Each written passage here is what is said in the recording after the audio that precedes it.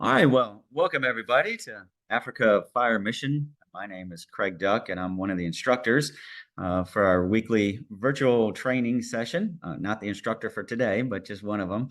And so we're going to have an interesting class today, kind of building on what we learned last week. And so I'm happy that you took the time out of your busy schedule to join us for today's training. Today we're joined by Justin Whalen and he's going to introduce himself in just a minute. If you stay at least 70% of the time to this class, we're going to go ahead and get a certificate for you. Now, Mike Cole normally does the certificates, and so he is in Malawi right now. And when they get back, he'll take care of that. You have to be here for 70% of the time. Also, email him to let him know that you want that certificate and how many people are with you, because we understand that there's sometimes when you have other people joined in on your device, and so we want to make sure they get a certificate as well. During the training, you can introduce yourself down below there in the chat. Also, I'll be providing some links for some of the training places where you can get this off of YouTube or off of the Google Drive that'll be made available for you. Before we get started, I just wanted to give us a couple of words of encouragement and then pray for this training and get started. And so what I was thinking for words of encouragement is I wanted to start with a question is, what is the hardest task that you have ever had to do? What is the hardest task? For some of you, maybe that's to pull out a dead person after a fire, or maybe you went to a big incident where many people had to be pulled out. Maybe you went to a car accident and had to get a little child out. We all have hard tasks that we have to do. Maybe you were part of a terrorist event that it took you several days, or maybe a building collapse that didn't have a good foundation. But whatever the hardest task has been for you, the images tend to last a lifetime, and they kind of stick in our head there. And so it's important for us as firefighters to get help after these events to ensure our physical, mental, and spiritual health are at their peak performance. So do not let these hard tasks that you've had to do impact you so that you're not capable of doing a job. But I wanted to think of what does the Bible say about the hardest tasks? And so I was thinking of Jesus and some of the tasks that he's given us. In Matthew chapter 5, it says, "You have heard that it was said, you shall love your neighbor and hate your enemy, but I say to you, love your enemies and pray for those who persecute you." And so we know that that's a hard task, to pray for our enemies, to pray for those that want to do us harm, whether that's want to do us harm in your fire brigade, or whether that's maybe the citizens, right? We know we go to incidents where they want to throw stones at you, and they want to do you harm. And so here the Bible commands us, well, we need to pray for those people, and we need to find ways that we can encourage them and we can show them love. And so that's a hard task. It's just as hard as pulling some dead body out of a building. And so I would just encourage you with that to be thinking about how you can pray for your enemies today. So let's go ahead and we'll start with prayer, and then we'll turn it over to Justin. Our great Heavenly Father, just again, thank you for today and this opportunity to train. Lord, you are so good to us. Lord, we pray for each one that's spent the time and the money to be able to be here. And Lord, we just pray that they would get something of benefit out of this. And we ask all this in your mighty name. Amen. All right. So Justin, if you could just introduce yourself while I get the screen up. Okay. Well, hello everyone. Before we get started, I just wanted to say this is my first time instructing on this platform. I have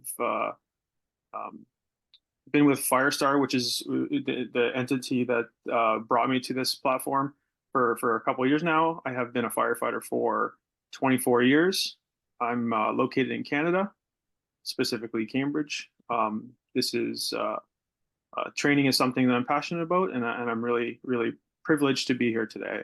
I'm very thankful. So, my name is Justin Whalen, and before we get started, I just wanted to say thanks. So, are we ready?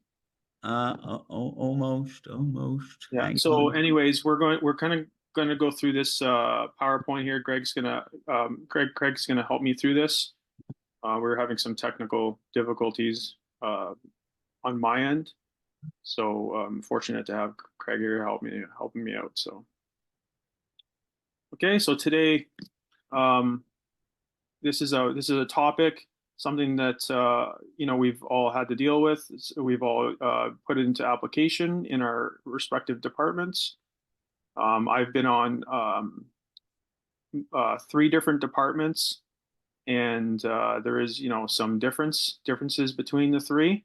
But specifically here in Canada and within the US, we follow a structure from IFSTA, so the International Fire Service Training Academy or Association. This is where we gather our information, and that's how we apply it to our respective departments.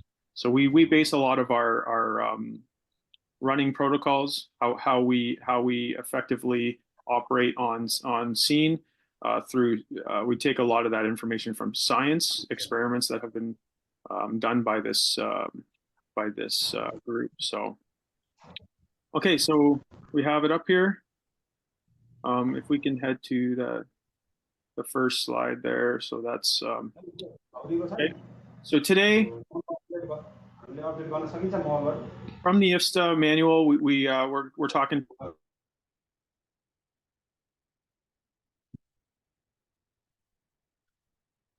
Sorry, you need to unmute. Oh, there we go. I'm back. Okay.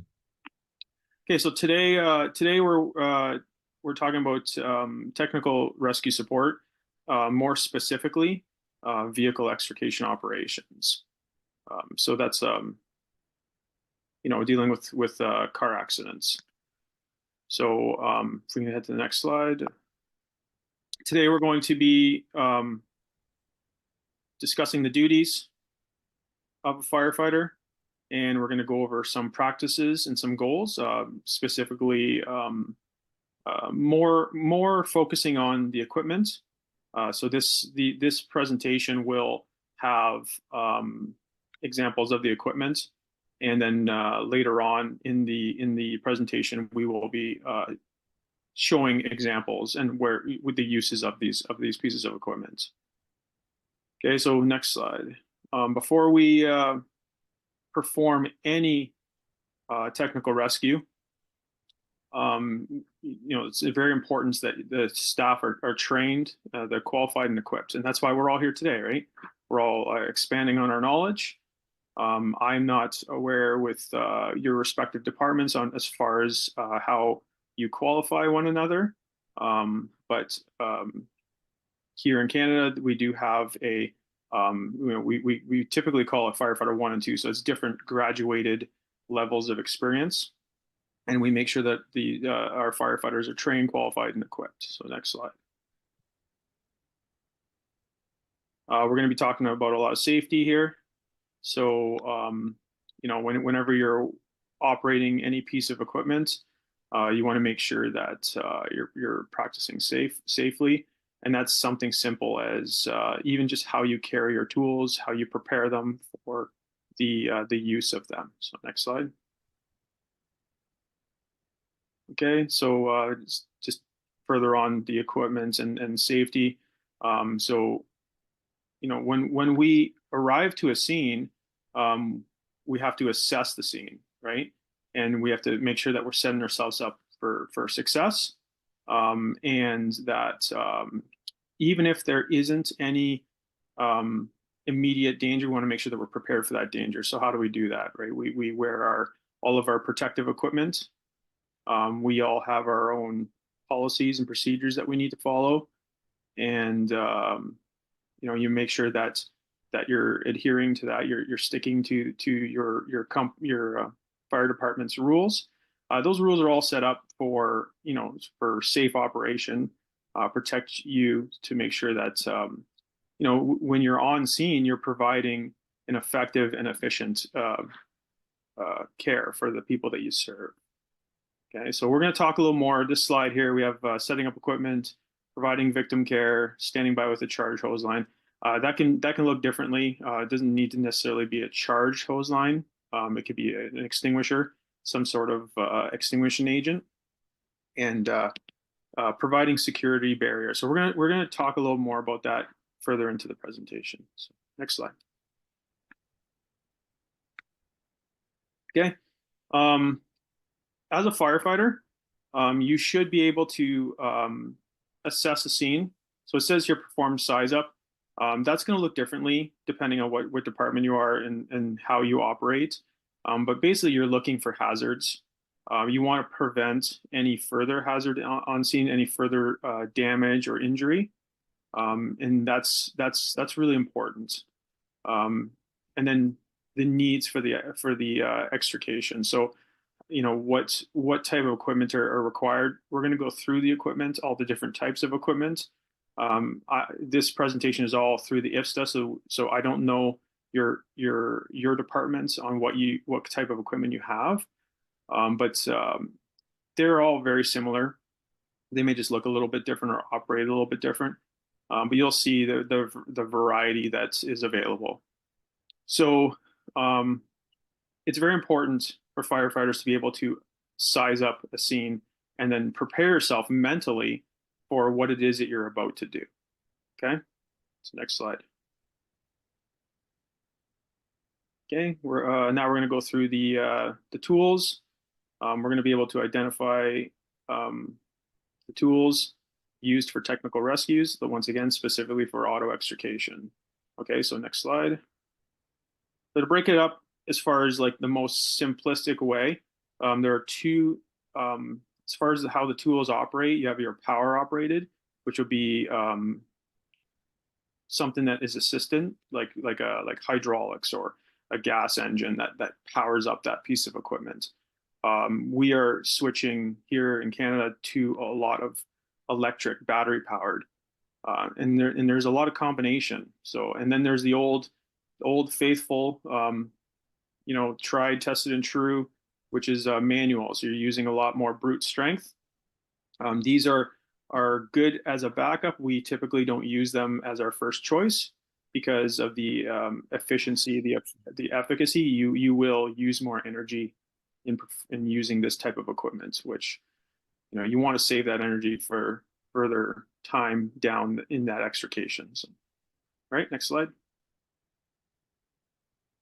All right, the types of tools that are used on scene. So we have our stabilizing. We're going to get, like I said, further into the presentation. We're going to go further into this, kind of break it up a little more and into more detail. We have cutting. We have lifting, pulling, securing materials in place, and breaking up materials.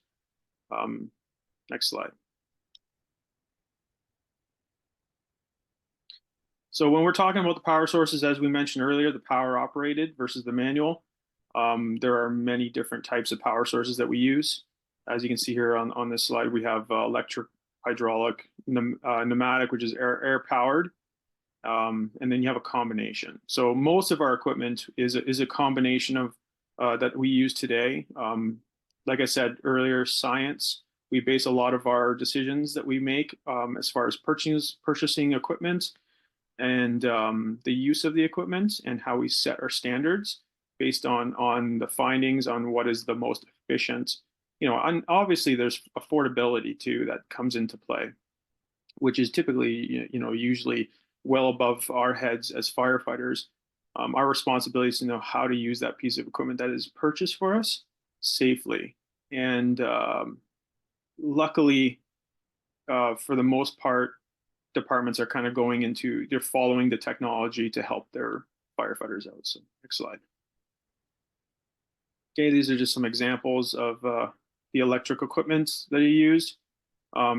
Something simple as even, drills but you have to get that electricity to the scene, and there's many different ways to do that. Okay, next slide. Okay, so I talked earlier about moving into the electric, which is typically the battery powered. Um, we have changed from the hydro. So battery powered equipment is still hydraulic. It can be, sorry, it can be still hydraulic, a combination of the two, but you're just getting that pressure build from the motor that's within the piece of equipment is now powered by electricity and not from a gas powered pump that is connected with hydraulic lines. So the nice thing about the battery powered is that you're getting rid of those high pressured power lines, which makes the tool a lot more user friendly. It's more accessible, and I mean there are issues with it as well, but we're going to cover that later on in the presentation. So you notice this last point here. It says always follow manufacturer's recommendations. That's basically how your department the standards that you would create. A lot of the equipment, especially in the NFPA, will follow manufacturer's recommendations as far as how to like the limitations and how to service those pieces of equipment, because ultimately the companies that build them, but they're the experts on how those pieces of equipment are supposed to be run safely and effectively. So, next slide. Okay, so hydraulic pumps. We mentioned earlier about the power sources and how do we operate these pieces of equipment. Well, you know, maybe a lot of departments are still using this. We here in Canada are starting to phase these out. They are very effective. They work well. They've stood the test of time, but it's just not nowadays. It's just not the most effective way. But they are very, sorry, I shouldn't say they're not the most effective. I mean, they're just not the easiest to use. They're heavy, cumbersome, and you know, they kind of give you a limited range as far as how far you can get that piece of equipment. So, but the pump, it provides hydraulic pressure through like an oil, hydraulic oil, and it sends that pressure to that device, whatever it is that you're using. And sometimes they're mounted on the vehicles, on your apparatus. Sometimes you can remove them. They do require regular inspection, but as does every other piece of equipment. Okay, next slide. Pneumatics. So this is the air-powered pieces of equipment. These things are really useful. They're not used typically as often, but they can be quite handy. There's a huge range of tools that are pneumatic, that are air powered. It all depends on your departments. Yeah, you know, my department that I work for, we are interior structural firefighters. So we have a lot of pressurized air cylinders that are available to us. Some departments may not have that accessibility, and so as far as the high pressured cylinders that are required to operate these pieces of equipment, that may be an issue. So, anyways, we'll touch on that a little more later. Next slide. This is just an example of the pneumatic, which would be a lifting, part of your lifting, or it could be pushing pieces of equipment. We will talk about this more, but that's just a photo for an example of what would be a pneumatic tool. Next slide. Okay, so as I said earlier, lifting, pushing, hammering, chiseling, that's all your air-powered tools.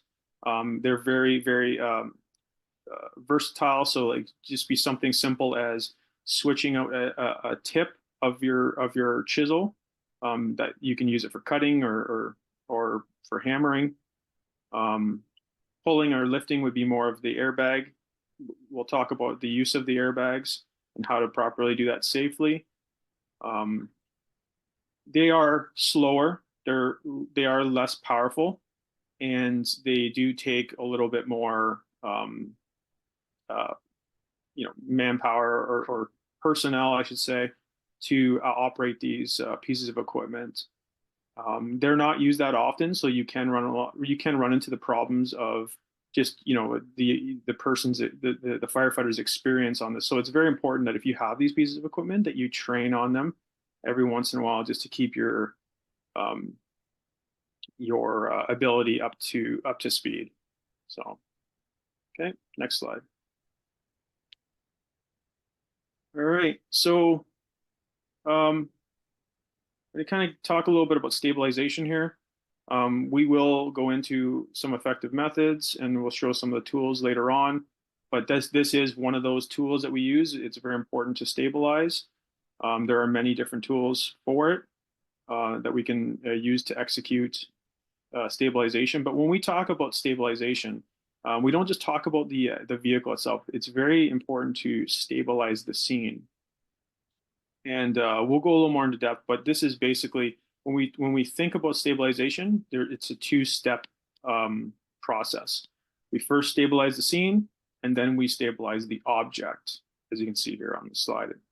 So stabilizing the object can be a variety of different scenarios. So it all depends on your department and what type of response you provide for your people. Okay, next slide. Okay, part of the stabilization, you have your hydraulic jacks, which are a combination of that's basically assisted manual. So you pump that pressure up manually, and then you have a great force available to you. Jacks are very, very useful, and when you use them, you just want to make sure you're using them safely. You want to make sure you're on a level surface, and when whatever it is you're pushing on, it's a solid structure. So you want to make sure that the position of that and the location of it is well thought out. Okay. It says here in the bottom point here that you want to support it with a solid base. You definitely want to do that with any type of lifting device. You want to put a little bit of thought into where that pressure is being pushed. So you got to think about where that energy is going. If you need an object moved, you don't want to move the ground beneath it, right? You want to move that object. So if you're off the road and you're in a soft, muddy area, you position that jack. If it's not properly stabilized, it's not going to do what you need it to do. So thank you. Next slide. All right. So, like I said earlier, designed for heavy lifting. You want to stabilize it in conjunction with cribbing. We're going to talk about cribbing and what that can look like, and what materials are used for cribbing. And once again, read the manufacturer's manual. So I don't necessarily think you need to read the manufacturer's manual, but you definitely want to know your equipment. Have some knowledge on that. So if you're going to get that from your department, or if you actually want to spend the time to read it, that's probably even better. So it's all up to you. Next slide. Okay, so non-hydraulic jacks, very, very self-explanatory. They're not as powerful. One example of one would be a screw jack. I have never used one of these. It's not on my department. They're just not as effective. So it's not something that we put our money into or our time. Okay. So we can just, next slide. Okay, a ratchet lever jack. These are all just examples of jacks. It's also known as a high lift jack. They're not as strong, so it's something that you can get a great distance on, but it's not going to be something that you'll be doing most lifting on. You're going to be using it mostly for stabilization, which is very important. Okay. So next slide. All right. So just a warning here. Whenever you use any type of lifting device, it is a piece of equipment that can fail. So you want to make sure that Whenever you are lifting an object, you want to make sure that you support it. And we're going to do that typically by with cribbing. And cribbing is a very effective way to ensure safety. Whatever progress you have made with any piece of equipment, whether it's a lifting or if it's a power tool like a cutters or spreaders, I should say. Whenever you're making progress, you want to make sure that you're not losing that progress. And it's very, very important as far as uh, consideration of safety for the firefighters, but also for the patient. Next slide. Tension buttress. So this is these would be stabilizing piece of equipment. Here the department that I work for, we don't typically use these for lifting. It'll be mostly stabilization. Now it all depends on the equipment that you have. These things come in all different forms and all different uses, and they're called many different things. IFSTA calls them the tension buttress system. Typically, you may see them as telescopic struts, or there's many different names, but we'll get more into it here. So next slide.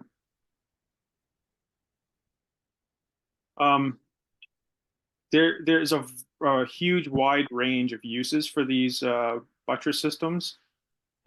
Mainly, like I said earlier, it's for stabilizing vehicles, but especially in weird positions. So if you have a vehicle that's not on its wheels, these are very useful, and they're quite strong.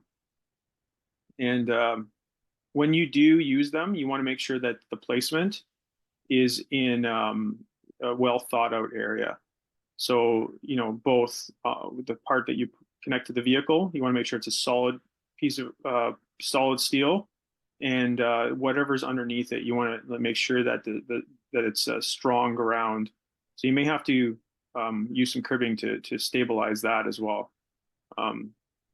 Anyways, they're a very useful piece of equipment, especially if the vehicle is not on its wheels, it's on its side. And as it says here, it provides a larger area of stability. That is also true. So, but we can talk a little bit more about that later in this presentation. It shows you a couple different examples. So, next slide. Okay, so we're going to get into the cribbing material here. So this is basically for your stabilization of the object, not the scene. I mean, it does help with the stabilization of the scene, but typically you're going to use this for the object. So when this is just two examples here. So you have plastic and you have wood. Majority of the time, these are really cheap pieces of equipment that are very effective.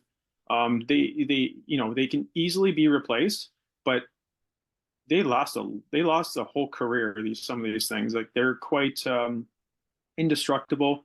They're used a lot, and they're just great. So anytime you have, like I said earlier, a lifting, or you're making some kind of movement on that vehicle or that object, it's always very important, because if that piece of equipment were to fail, this is your progress capture. This is what keeps your firefighters safe, and your patients safe, so that equipment or anything doesn't come down on them. So typically they're wood or plastic, and they're easily replaced. Great piece of equipment. When you do use them, you want to make sure that you try not to put your hand in places where your hand could be pinched. So they come with like handles, like just rope handles or webbing handles, and that's just easy to transport them to the scene. You see here in the picture, there's a bucket. That is 99% of the time, that's how we kind of stack them all up and carry them around. You bring them right to that object, and then you can have them easily available for when you make the movement on that vehicle. Next slide. Okay, so that just kind of explains what I just went over. Plastic cribbing is becoming more and more available. It says it's generally stronger than wood, but like, these things last a very long time, so it doesn't really matter which one you use. Just whatever piece of equipment you have, just make sure you know how to use it, and you use it safely. You're going to use them exactly the same way. I've had wooden ones last, like I said, longer than I've been on. So Okay, next slide. Okay, so we're going to get into a little more of the power tools here. Um, these here have many different names, but they're known as spreaders, and they're basically named exactly for what they do. Okay, they're used for pushing and pulling, and there's many different attachments that you can put. I don't know if you can see that clearly, but on the very tip of that piece of equipment, those are interchangeable tips, and it all depends on what your department is willing to spend. You can have many different styles of tips on there to help you do different types of extrications. So these ones here, you see, they have power, like hose lines coming off the bottom end there. That is, these ones are connected to a gas powered gas, like a power plant. But we are kind of getting away from that. We're going more into what we call hydraulics, which are battery powered, just for the sake of accessibility. So, as far as the spread, it says here as much as 32 inches. All depends on what piece of equipment you purchase with your department. Okay, next slide. Cutters. So cutters or shears, they're just like big scissors. Once again, different kinds. You have battery powered ones, you have hydraulic powered ones. These things range as far as depending on what your department is willing to purchase. As technology advances with vehicles, so does the ability with these pieces of this type of tool. Metals are ever changing; they're becoming stronger and stronger. Some of the older shears or cutters, depending on what part of the car you're cutting, they can't cut through them. But as science and technology increases, these things are getting better and better. Okay, next slide. Okay, now you have which is called a combination tool. So, or combi as we call them. They do both. They do cutting and they do spreading, but typically these are not as good. They're not as powerful, and the cutting ability, they can slip a little bit. If you remember the previous slide, the shears or the cutters had a bit of a hook blade to them where they grab on, and you don't lose any of that distance of what you're trying to cut. These are great if you have very limited space or a limited budget, but they're just not as good. Okay, next slide. Okay, extension rams. These are great for pushing. Typically, they're not used for pulling, but I guess they can be depending on the manufacturer. But they are very powerful and they're very good for opening up, especially if you have a dash that is on a person and you need that lifted. They come in a range of ability to as far as pushing distance. Obviously the greater distance needed, the bigger tool that is required. So typically a fire apparatus will have maybe a couple of these on available to them, and anyways, they're just great tools. But the problem with these is that they can get in your way if not properly placed. And remember, we talked earlier about consideration of where that energy is going. So if you are trying to push up and you don't secure the bottom end of that, you might end up pushing down, which is not what you needed. So that's why it's very important to understand your equipment, the ability of your equipment, and also, what is required to use it effectively. So, next slide. Okay, these are just examples of cutting tools. There's a huge range of cutting tools. Just some pictures here, like, you have a sawzall, you have a circular saw. We'll go a little more into that, but they can be gas powered or electric. Typically, the electric ones now, some of our older pieces of equipment we have to plug them in. you can see how that would cause like an accessibility or a range where you can reach as far as where you're going to use this tool. The battery powered tools are very effective, and we're becoming we're kind of using those more and more as far as just for ease of use and accessibility. Next slide. All right, just another warning, right? Do not use um, any piece of equipment beyond its limits. It's very important that you use your equipment safely because we all have to remember why we're there. We're there to help people, right? Not to cause further damage. So it's very important that you once again follow the manufacturer safety recommendations. And typically, like I said, your department should focus as far as the limitation of your equipment based on those, right? And in says here department SOPs, that's our standard operating procedures or guidelines. So next slide. This goes without saying, right? We're firefighters. We don't want to create fire. So make sure if you're using any cutting tool that's causing sparks, that you're not near any gases or vapors that can cause fire. We'll talk a little more about that as far as the scene size up.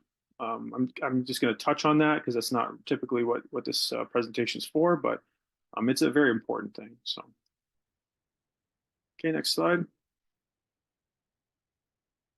Did we lose the screen sharing there, or Craig, are you still there?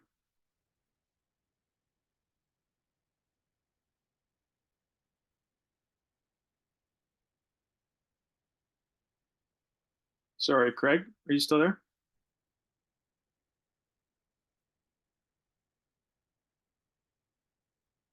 Anyways, moving forward. So cutting tools, there's two types of tools that I like to talk about.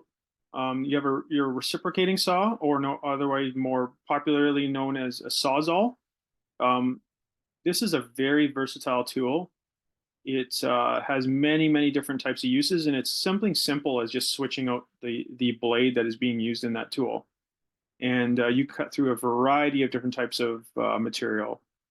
We use them obviously with auto extrication for cutting through sheet metal mostly. You're not going to cut through the thicker steel with that; it would just take too long. And you'll go through multiple blades. But if you need to cut through any type of that sheet metal through that car, is a very effective tool. And now that we have battery operated ones, it's a very versatile tool. Okay, and then you have your rotary saw, which is a gas powered. It looks just very similar to what you'd see on a construction site, and it's just a wheel blade that you can change the type of blade out for different types of material. Very effective, but also very heavy and cumbersome. Okay, so next slide. All right, this next slide here, I apologize. I don't know if the screen sharing is still working or not, but whenever you're using a tool or you're at you're using a tool that creates sparks, if you can avoid obviously gases and vapors, you're not going to want to do that. But if the tool is absolutely needed, you want to make sure that you have the necessary precautions like a hose line or extinguisher available.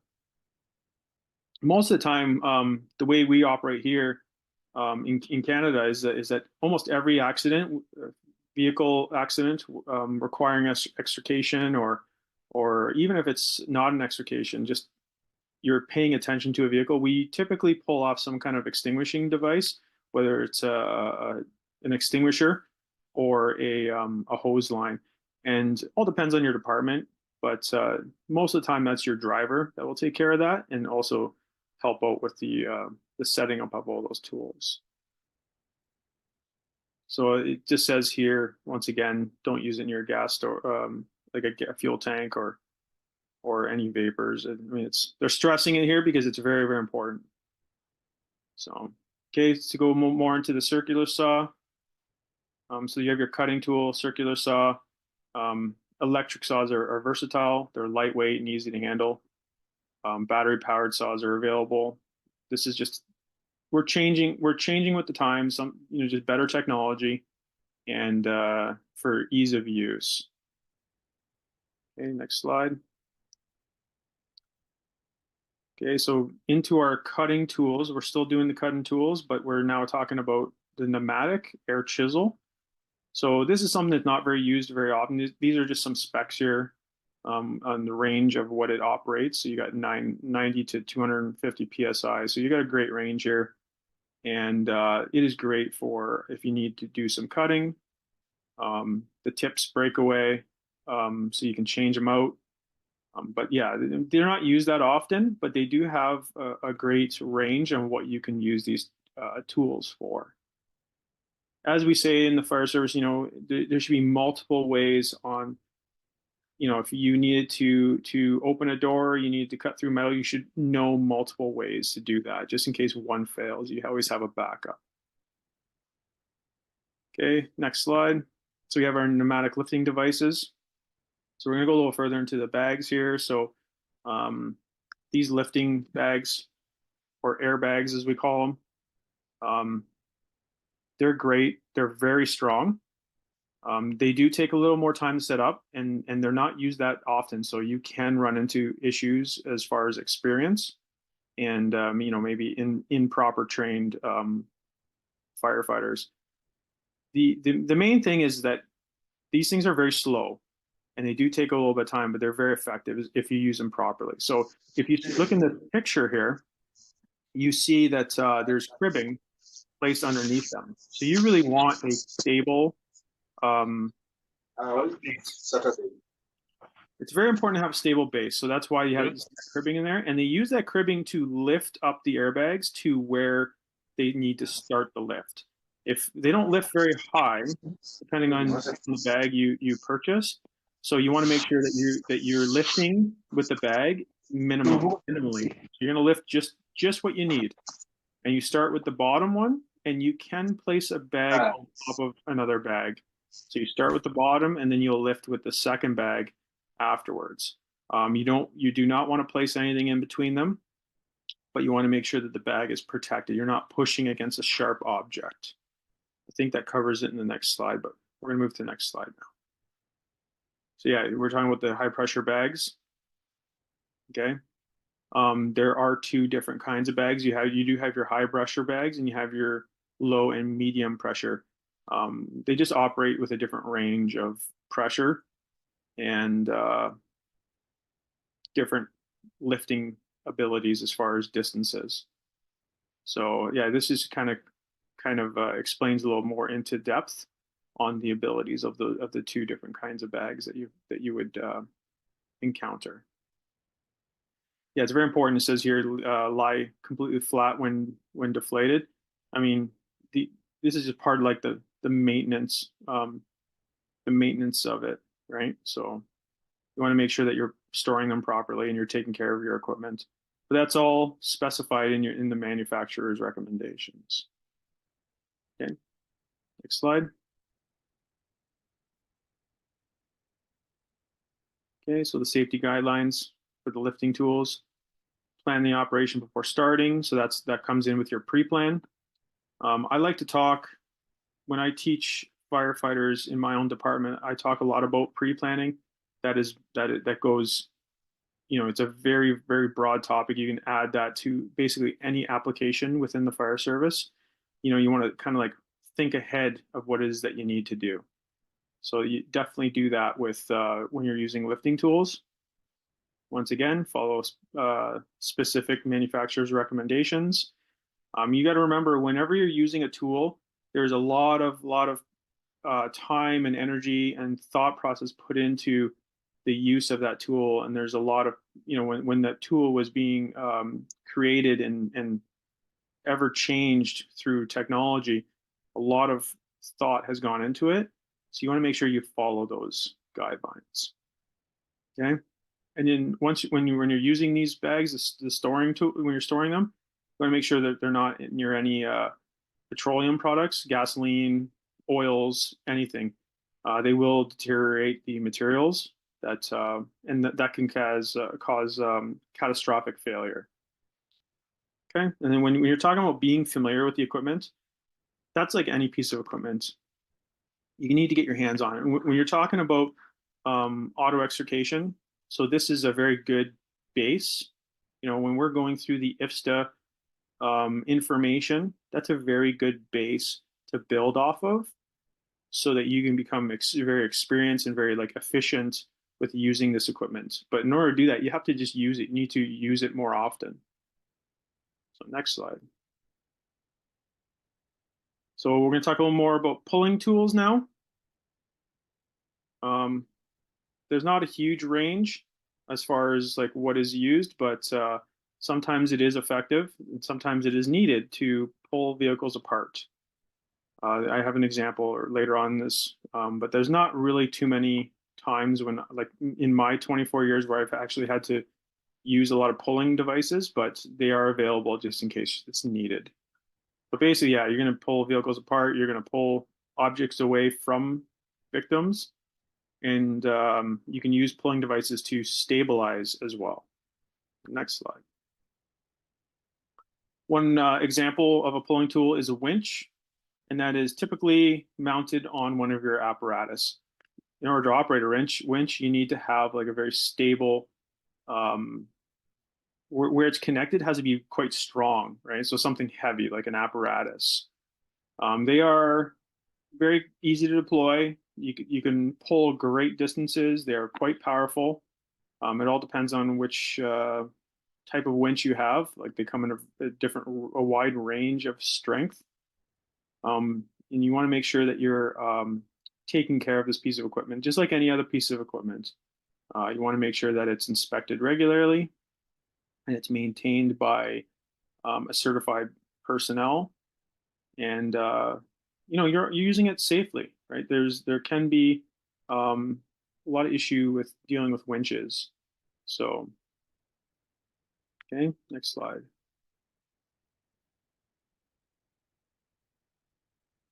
Okay, so to continue on with pulling tools, there is a tool called a come along. This is something that I have used maybe once or twice in my career and a long time ago. It's kind of going by the wayside. I imagine there's still a lot of departments that use these quite often. They are very effective. They're just slow to set up and they're cumbersome to store. So a lot of our apparatus, we're kind of getting away from using these things, but you will still see them out there. And depending on what come along you have purchased, there's a wide range of its ability. So next slide. Chains, heavily used. So these are something that are great for extending the reach of your piece of equipment that you're using. They're used with winches, come-alongs. You can use them with your spreaders and your and any type of lifting device or pulling device.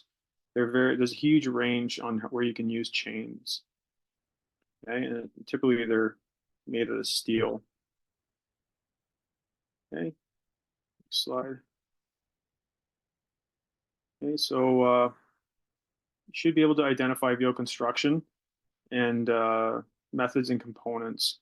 So the next few slides we're going to go through here, it's basically going to be like identifying. We're not going to spend too much time on it, but placement, like it's important to know the anatomy of a vehicle. So when you're placing these tools, you're getting the greatest effect and you're doing it safely. You don't want to be pushing on a weaker piece of metal.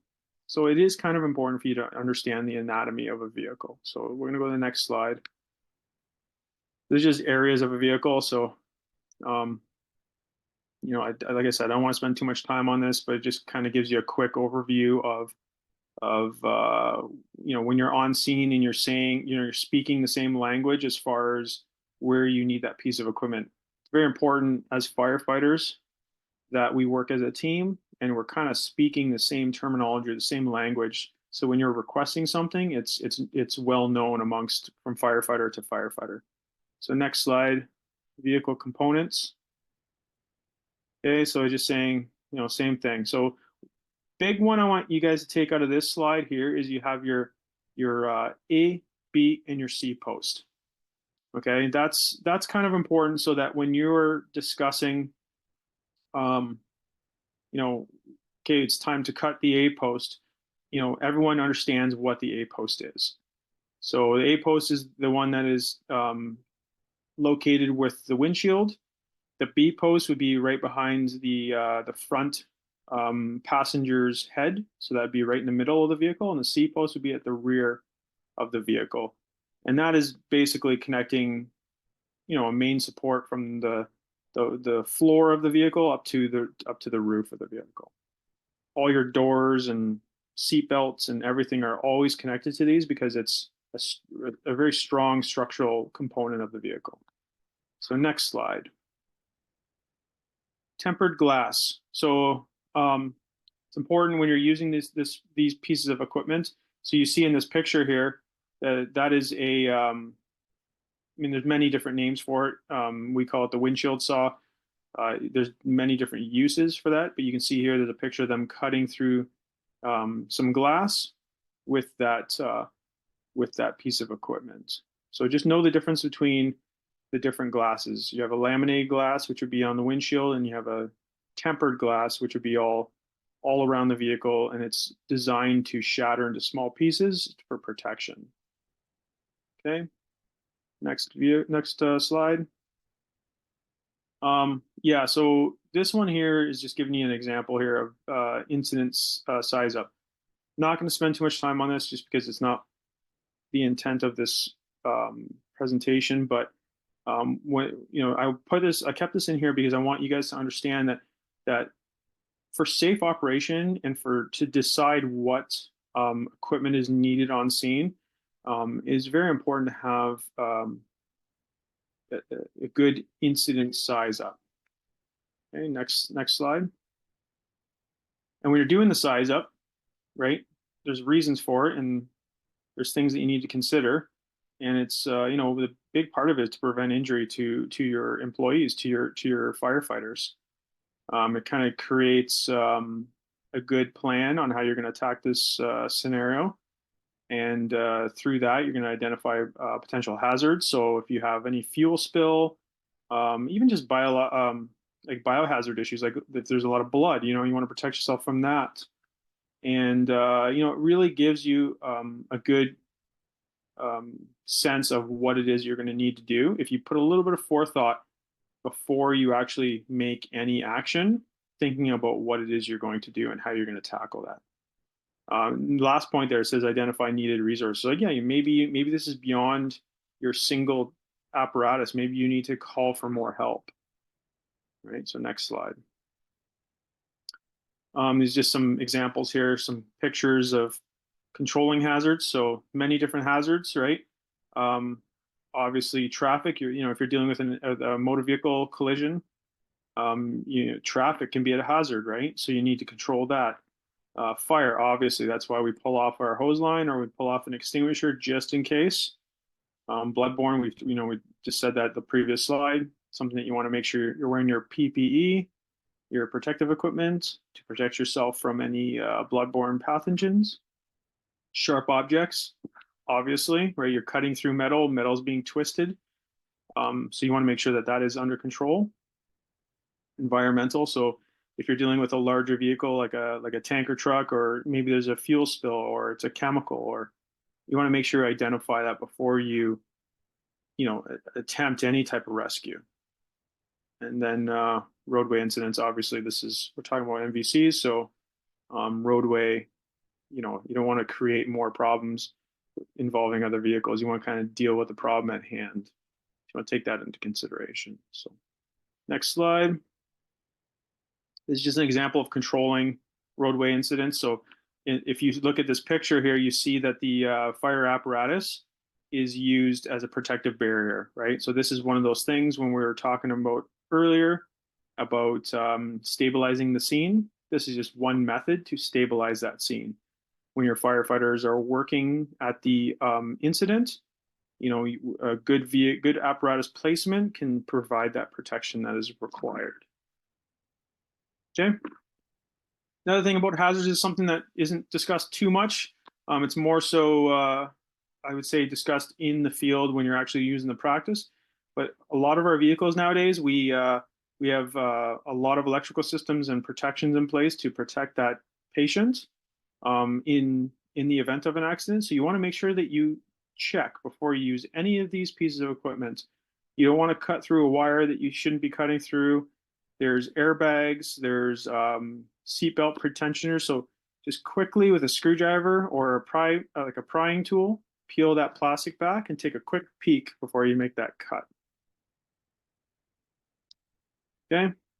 Yeah, we don't need to get too much into the we've already kind of covered this. This is just an example of like a sharp object that you would see here. I was kind of keeping this in there mostly for that picture. So different types of pieces of equipment for covering those up.